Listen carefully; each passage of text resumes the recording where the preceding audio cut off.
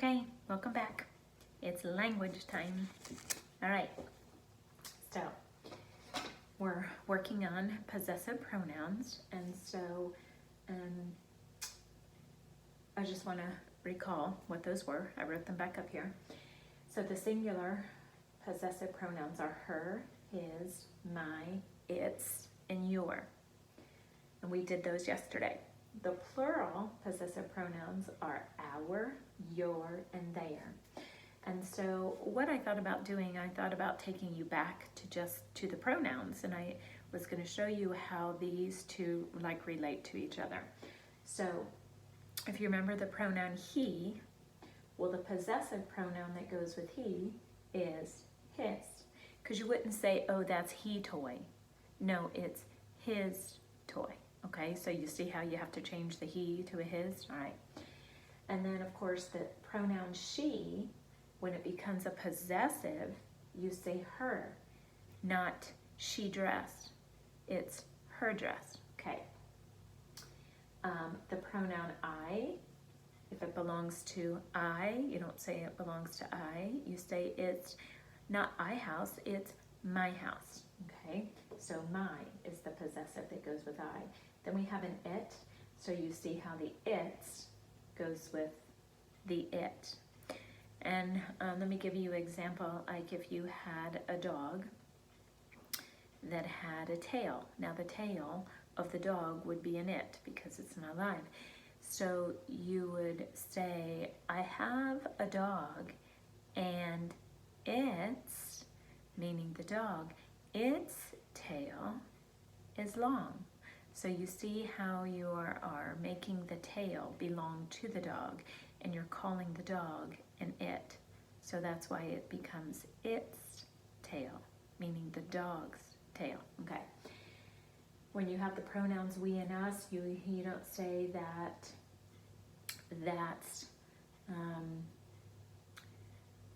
how do I want to say this? It's not we yard, because, you know, it's my whole family's yard. So it's not we yard, it's our yard, okay? And then we have the word pronoun you. So if something belongs to you, then it becomes your. It's your book. The book belongs to you. It's your book, okay? And then you remember the pronouns they and them, okay? Someone that is in your neighborhood, you know, the house belongs to them. So you wouldn't say, oh, it's them house. No, it's their house, okay? So you see how those kind of go together. All right. So I told you yesterday that I was going to have a story for you where we were going to use the plural pronouns, okay?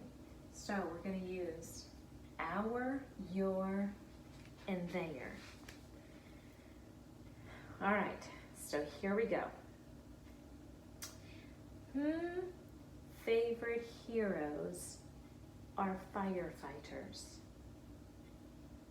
Now, I'll be honest, it could be two different answers here. You could say, our favorite heroes are firefighters, which means they're mine and yours, okay? Because our means I'm part of them. Or you could say your favorite heroes are firefighters. Well, you could also say their favorite heroes are firefighters. I just kind of thought about that because if you're talking about those people over there, not you, those people standing over there who are cheering, yay, you could say their favorite heroes, but you're not part of them, so you could use that. And then if you use your, while you're talking about someone, maybe it's your neighbor. Oh, your favorite heroes are firefighters. Okay, so you see, boys and girls, that can be either one, would make sense. Well, I'm gonna make it to where it's me and everyone else. So if it's me and everyone else, that means it becomes this word, our. So I'm going to begin it, and it's going to say, our favorite heroes are firefighters. Jobs are very hard. Well, who's got the job? That's right, the firefighters. So we're talking about these firefighters' jobs. Now, are you the firefighter? Okay, so we're going to use this word, their. Their jobs, meaning them. And who is them? The firefighters, that's right. So their jobs are very hard. They work in town's fire station. Now the fire station belongs to who? Does it belong to the firefighters? Does it belong to them? Well, it does. Does the fire station belong to just you? Or is it our? Is this town's fire station just the firefighters' station? Is it yours or is it ours? If it's in a town, then it becomes our. It's our town, because if I live in the town, then it's my town too. It's not just your town, it's my town. So if it's your town and my town, then it's our town's fire station. Okay. They help keep equipment working. Now they're talking about the equipment. Now think about that. The equipment is like their truck and all of their gear that they put on. Now who does that belong to? Is that mine? Is that my equipment? Is it your equipment, or is it the equipment that belongs to them? That's right, it belongs to them. So we say they help keep their equipment working. And the last one, they make town a safe place to live. Now, here we go back to the town again. Who owns the town? Do they own the town? Do they own the town? So is it just their town? Is it your town? You are the only one that owns that town? Or am I also in that town? That's right, I am also in that town.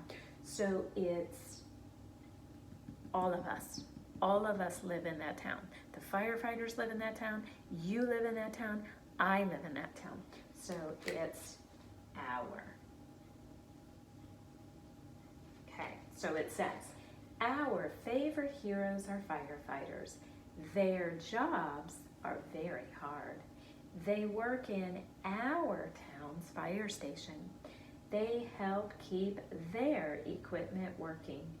They make our town a safe place to live. So the town is ours. The equipment is theirs. The town is ours. The job is theirs. And the heroes are ours. All right, so you see how that works. All right, boys and girls, today in reading, you're going to do this one. It's called Games Children Play. And they're talking about Candyland and Go Fish. Yeah, Miss Black has played those games many times. And they're going to compare and contrast those two games, okay? And so just follow and answer these questions on here. Now, there's a part 2, and I want you to do the part 2 at the bottom. Part 2 says on another sheet of paper. Well, you don't need to do that. All you need to do is turn this paper over and do what it says. It's asking you to write 3 sentences, boys and girls, that tell how Candyland and Go Fish are different, okay? So I'm just gonna do one up here, but I'm not gonna do Candyland and Go Fish, okay?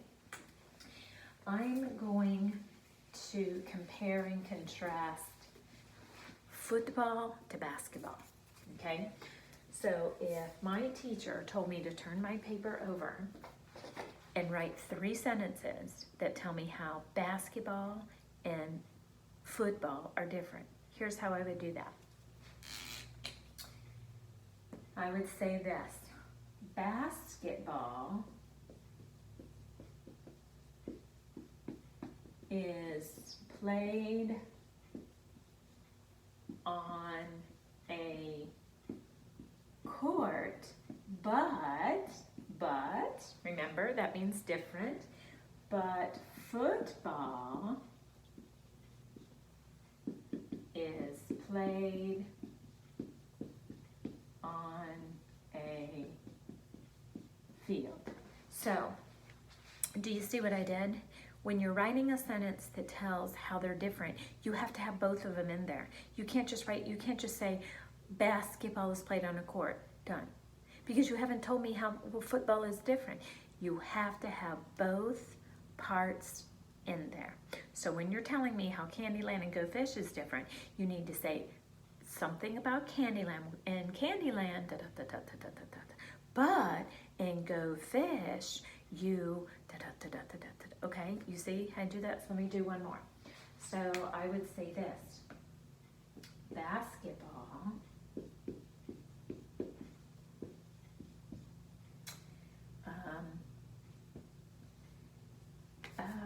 has players, because I don't know the answer to this. I'll have to Google it. I'll tell you later.